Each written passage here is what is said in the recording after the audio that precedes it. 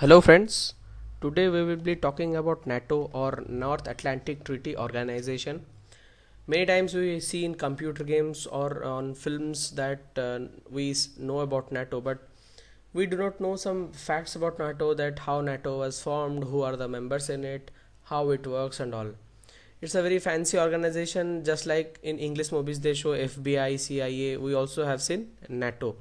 So today in this video we will be discussing about NATO in details, how it was formed, starting from history, what is its organizational structure, who are its member, and its Russian counterpart, as NATO is a organization that was created way back in 1940s. Okay, so and it was that phase in which Cold War was started. So it's obvious that USSR would not have sat silently. So they also have Warsaw Pact. So we will discuss both of them, and this video has been brought to you by Study IQ.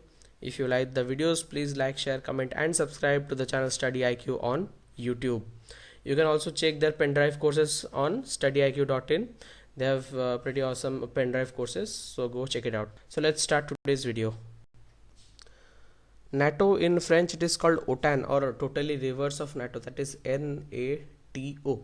In French it is Organisation du Traité de l'Atlantique Nord, and in English, as I told it earlier, it is North Atlantic Treaty Organization. It is an intergovernmental military alliance, that is the member countries who are member of it, they come together and they form an alliance which has main objective of military defense, collective military defense. The headquarter of NATO is in Brussels, Belgium. It has total 28 members, and the newest members are Albania and Croatia, who have joined NATO in 2009. Recently, one more country is on the way to join NATO, that is Montenegro. Go check out some news articles about it, though the procedure has not been completed, but it's in negotiations are on. Okay, so in this page you can find the basic type points like where is its headquarter, total number of members, newest members. So please make a brief note about it, because generally in exams, bank exams, they ask this kind of questions. The creation of NATO can be traced back to 1948, and we all know 1939 to 1945, that was World War II.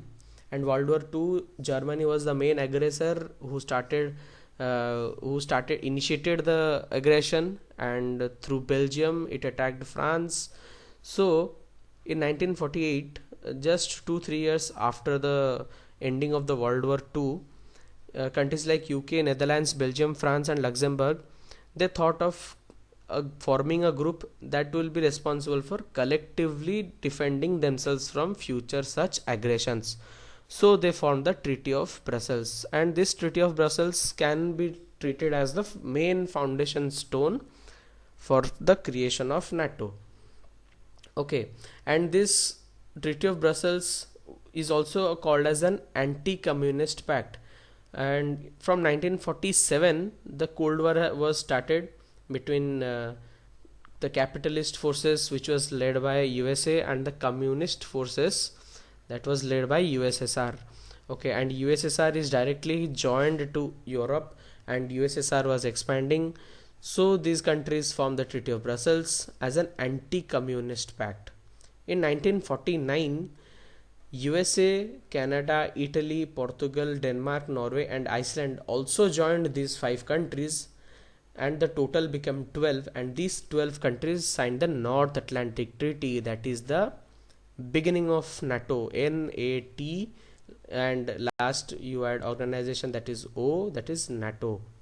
And the US part I have marked it in red because US was the most dominant force in this 12, and it is called that US was the leader of NATO. In the map you can see in 1948, this is France, this is UK, this is Belgium, this is Netherlands, and this is a small country, you can see Luxembourg. Okay, in the year 1949, you can see the countries marked in light green, they joined the NATO, and you can see the expanse of NATO. And in the year 2009, almost all of the Europe is under NATO, and almost all of the North America except Mexico. And these countries marked in orange are Albania and Croatia that have recently joined. There are some countries which were member of the former Soviet Union but are now the members of NATO. They are Estonia, Latvia, Lithuania, Poland, Romania, Bulgaria, Czech Republic, Hungary, Slovakia, Croatia, Albania and Slovenia. The France underwent a curious dramatic change, that is it withdrew from NATO in 1966, and it complained that USA and UK were dominating NATO at that time, so it withdrew from that. But in 2009 it again rejoined NATO. These are the few basic founding pillars on which NATO rests, or we can call it, these are the founding pillars of formation of NATO. And first pillar is safeguard of freedom and security of members. All the countries who are members of NATO, the NATO safeguards the freedom and security of each of the members. Secondly, maintenance of internal peace and security. We have seen in World War II how one by one all the European countries came into the war. So the NATO ensures that the international peace and security is maintained and unnecessarily bloodshed is avoided. Third is Euro-Atlantic peace and security. Euro means almost all of the Europe is part of NATO, and from North America, US and Canada, they are also part of the NATO. So you can see there is a link between both the continents, and this link, that is NATO, it will ensure peace and security in both the places. Fourth is collective defense, crisis management and cooperative security. Collective defense means the NATO will be managed by all the member countries, and attack against one is considered as attack against all. Okay, so collectively they will defend their members from outside aggression. Okay, even if there is any crisis, there is any dispute or there is any calamity, the crisis will be managed in a cooperative way and security will be ensured. Fifth pillar is reform, modernization and transformation. We have seen that many European countries are they are very small, so it is very costly on their part to maintain a military and regularly reforming and modernizing them with new technology. So here NATO, what it does is, as the security of the whole group is collective in nature, so by reforming and modernizing NATO ensures collective defense and ensures that the individual member countries, they do not have to spend individually huge amounts on their military, and this common link between all these countries is the NATO. So now we will discuss about what are the tasks that NATO is performing. Basically it has 4 tasks that NATO performs. First of them is political and military alliance, secondly collective defense, thirdly transatlantic link, fourthly 2010 strategic concept. First of all, political and military alliance. The NATO ensures that the democratic values are upheld in all the member countries and always, and if there is any dispute or any problem, they work for peaceful resolution of disputes, and if needed, if in the dire requirements only, the military intervention will be called upon. Unnecessarily there will be no bloodshed. Second is collective defense. As I told earlier, that attack against one is equivalent to attack against all. This principle is followed in NATO, and this clause has only been invoked only once, that is after the 9/11 attacks on World Trade Center in US. Third is transatlantic link. As you can see, almost all of the Europe, almost all, not all countries, almost all of the Europe, they are part of NATO, and North America, USA and Canada, they are part of NATO. So this forms a transatlantic link, and this is the Atlantic Ocean. Okay, this forms a transatlantic link. It ensures defense and security of the members. It also helps in managing multinational operations and crisis. Lastly, 2010 strategic concept. It has the basic task of evolving the security environment. uh, I can explain this by giving an example that in the recent years only, the cyber crime and cyber terrorism have taken a place of prominence in terrorism and crime world. Okay, and so this needs to be updated in the security forces as well. So this evolution of terror and crime leads to evolution of security environment. So this is a decadal plan, that is a 10-year plan, which brings up this evolution in security environment for members, which the members individually may not be able to do. So this is a very important point for NATO 2010 strategic concept. Here you can see the structure of NATO. That is, these are the member countries who form a core council. Okay, and from this core councils there are two bodies. That is, first body is NATO delegations, where all the diplomats sit and try to negotiate.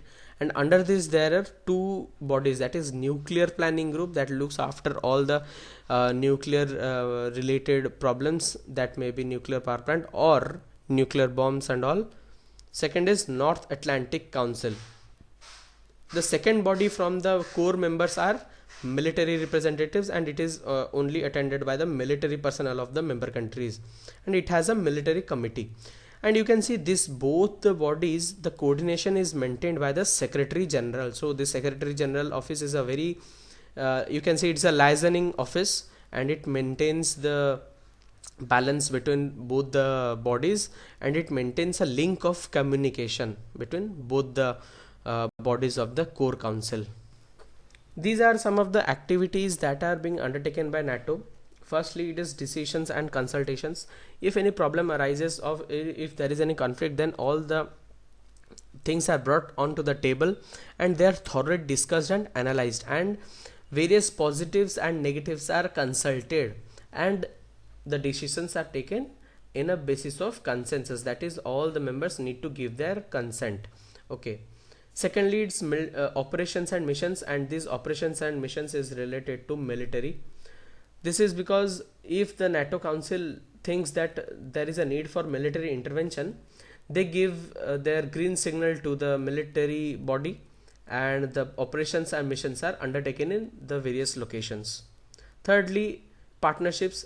Each and every task of NATO is the result of the partnership between the member countries, and this is the partnership that maintains the involvement of the member countries in the group, and so that no country feel that they are being left out in the group. This can be seen that how France left in 1966 and again rejoined in 2009, so that there is no future occurrence of like this instances. These partnerships have been given a great emphasis. Lastly, its means to respond to threat. This means to respond to threat have been evolving in a great pace, and NATO is one of the most militarily technologically advanced military group. Okay, so this means to respond to threat is also evolving at a great pace. So in the previous slides we discussed how US dominated NATO was formed, how it works, and how it performs its duties. So it's clear that USSR, which is the counterpart of USA, will not sit quietly. So we saw that in 1949 NATO was created, and in 1955 Warsaw Pact was created, which was dominated by USSR. Okay, and this Warsaw Pact, in short, it was called Warpac. Okay, it's pretty cool name, Warpac. And official name of Warsaw Pact was Warsaw Treaty Organization of Friendship, Cooperation and Mutual Assistance. The member countries are USSR obviously, and Albania, Bulgaria, Czechoslovakia, East Germany, Hungary, Poland, Romania. Okay. The Warsaw Pact also saw ups and downs in its journey, and finally in 1991 it was dissolved. But before that, in 1968, Albania had already withdrawn from the Warsaw Pact, and in 1990 Poland also withdrew, and in 1990 East Germany also withdrew, and Germany was reunited. And Germany had a real peculiar case that in the West Germany part, it was a member of NATO, and the East Germany part, it was the member of Warsaw Pact. And it is said that in the East Germany and West Germany border, the USSR had stationed a huge number of its military personnel and equipments. So it was a kind of silent provocation, you can say. Okay, and as the course in 1990 and 1991, the USSR was weakening, and finally in 1991 the USSR disintegrated. So before that, the members sensed that USSR was weakening, so they withdrew from Warsaw Pact. And this disintegration of USSR, one of the reasons was aggressions that we'll be discussing in the next. In this map you can see the blue countries are NATO countries and the red countries are the Warsaw Pact countries. Here you can see Germany. You can see that this portion is West Germany and this light red portion is the East Germany. So you can see the Germany country was divided into half of the country was NATO and half of the country was under Warsaw Pact. So this was dissolved, this boundary was dissolved, and Germany was reunited in 1990. Here you can see how this is the present Russian Federation. Okay, you can see how it was extended to such a great extent that is almost you can say 80% of the Europe, it was taken up by Russia.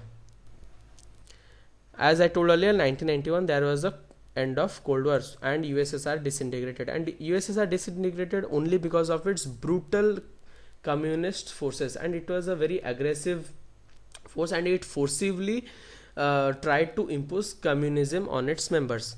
Two examples are Hungary and Czechoslovakia. In 1956, Hungary told that it will be leaving Warsaw Pact, and for this the USSR, it sent the Warsaw Pact forces into Hungary and toppled down the government, and forcibly it kept Hungary in Warsaw Pact. Same thing happened with Czechoslovakia, and this happened in 1968. Same thing happened. Czechoslovakia wanted to get out from the Warsaw Pact, but aggressively USSR it tried to forcibly keep it in the Warsaw Pact. Okay, so these kind of interventions, untimely interventions by USSR unnecessarily into the internal matters and the decisions of the people, there were popular uprisings. People were not happy with how USSR was dealing with the member countries. Okay, it showed a clear sign of dominance. It clearly dominated the member countries due to its size and extent of its you can say influence. So there was uprising against the communist forces. So lastly, let's have an analysis, comparative analysis between NATO and Warsaw Pact. Okay, both the groups they were formed to defend one against other against the outside forces, defense against outside forces. They do not clearly state against outside forces, but they indirectly mean one against the other. Okay, second is NATO was the main diplomatic tool of USA, whereas the Warsaw Pact was the main diplomatic tool of USSR. Thirdly, defense forces. NATO was a defensive force against aggression. It did not attack first, but Warsaw Pact was a very aggressive group, and it was against the NATO members, as we saw in the Germany example, that in the East Germany border there was a huge accumulation of men and machines against the NATO country, that is the West Germany in that time. NATO had members such as the countries which are in the western part of the Europe, and Warsaw Pact had the member countries which are the eastern part of the Europe mainly. And you can see that behind the curtains, here it is USA and here it is USSR. They were fighting a proxy, you can say proxy war with the name of NATO and Warsaw Pact. Okay, though Warsaw Pact dissolved, it was a great humiliation for the USSR.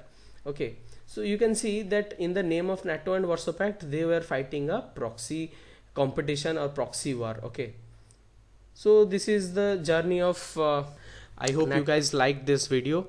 If you have any suggestions, please write it in the comment box, and if you like this video, please share with all your friends, those who are preparing, and keep watching the videos of Study IQ, and like, share, comment and subscribe to the channel on YouTube. Thank you.